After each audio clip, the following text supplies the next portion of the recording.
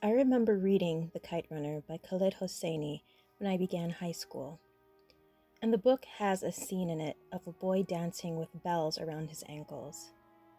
It disturbed me a lot, and having previously read Soul by Patricia McCormick back in middle school, I had a feeling there was probably something horrible going on in that scene.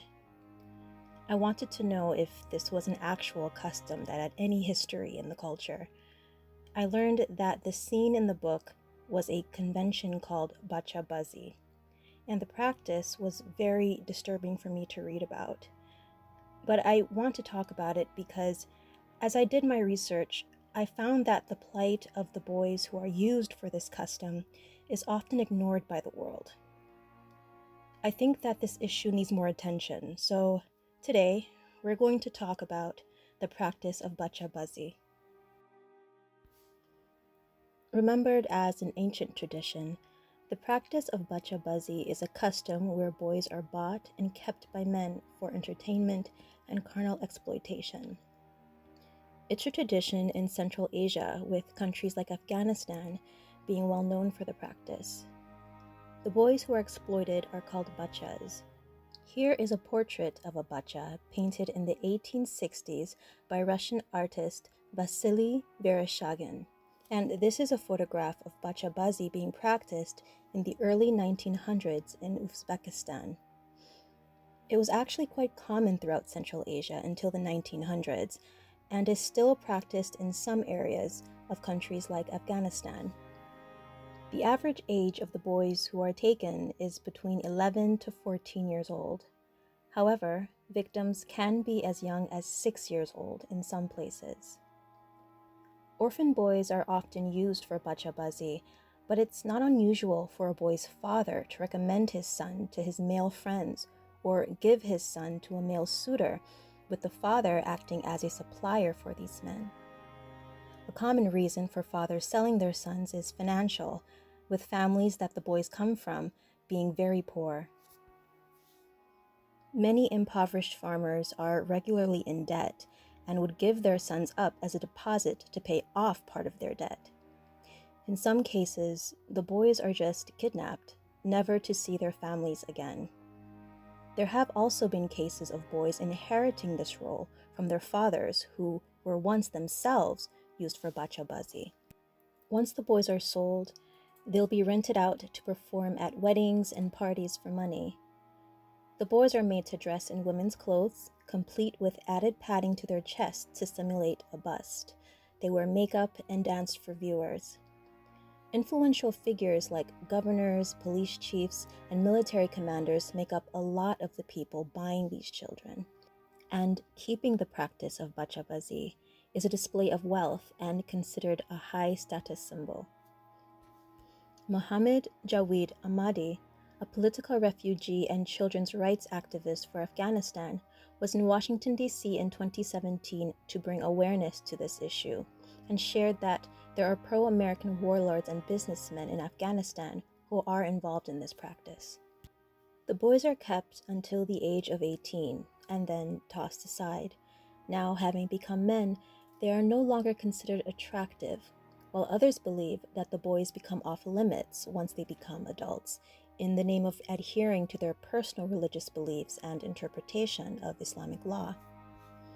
Some owners will find their former bacha a wife, buy him a house, and give him money. Sadly, there's an unending cycle of former bachas growing up to then be perpetrators themselves, buying and collecting boys just like the men who hurt them. The police are often complicit and are known to keep boys at their security posts to serve them tea and function as substitutes for women that they call chai boys. The practice was outlawed in Afghanistan in the early 2000s, and the practice of Bacha Bazi carries the penalty of capital punishment under Taliban law.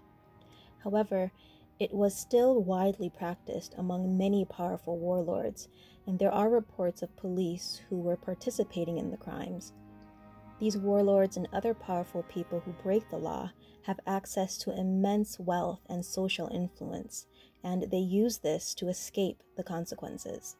In 2010, A documentary film about Bacha Bazi titled The Dancing Boys of Afghanistan detailed the practice as it is engaged in today.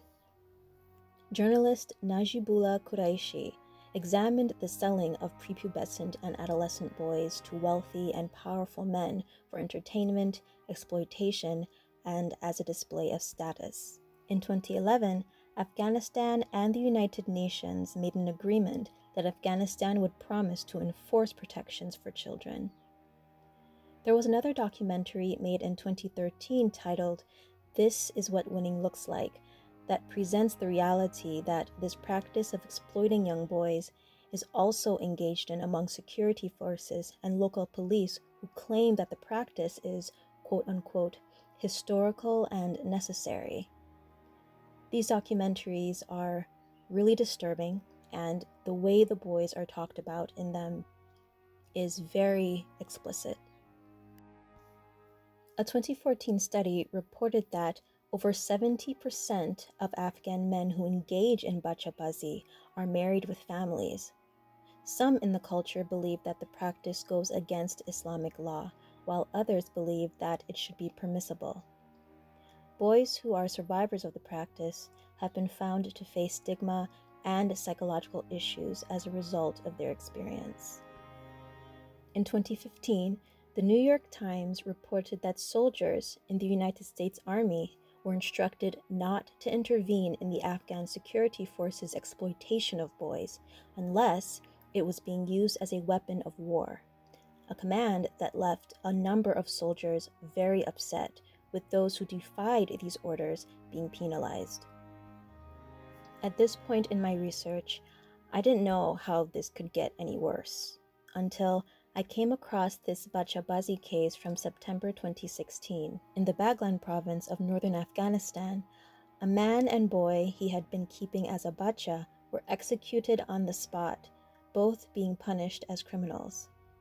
A local elder in the community claimed that the man was a commander of a local armed militia. The security chief at the Provincial Police Directorate denied that the man had any ties to the government or security forces. A 2016 study conducted by the United States Department of Labor found that in the cases of Bacha Bazi, boys who were victims are often judged as criminals alongside the men who hurt them.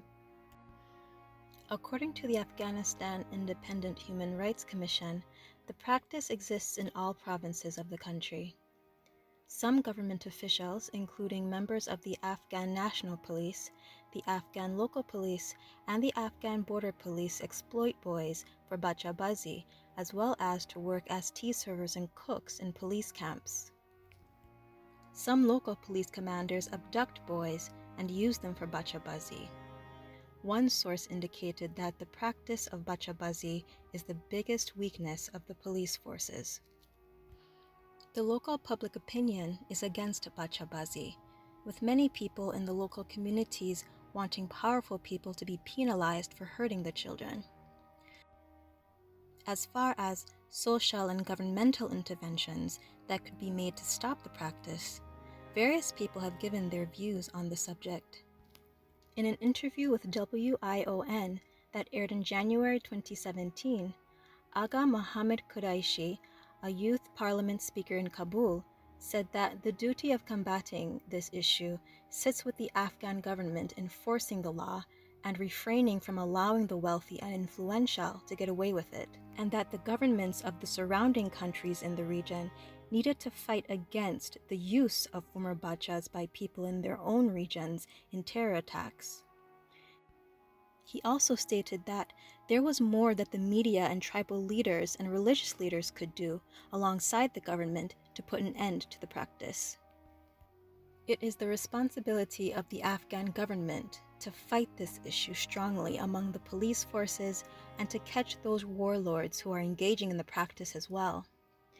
The second responsibility is of the Afghan civil society's media and tribal as well as religious elders. The mullahs and the religious elders should fight against this practice that is affecting the youth in the community. There are laws on the books to stop Bacha Bazi, but authorities are not consistent about enforcing it.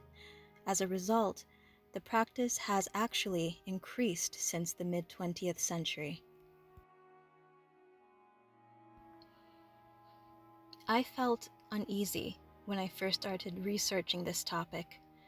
It's painful to see all of the documentaries, to read about the cases, and realize just how prevalently the practice of Bacha Bazi has affected the lives of young boys in Central Asia for centuries. But I am happy that I could talk about it to hopefully bring awareness to it, especially since it seems that a lot of media are not paying attention to this issue with the same energy as other important issues affecting the nation of Afghanistan, like women's rights, for instance.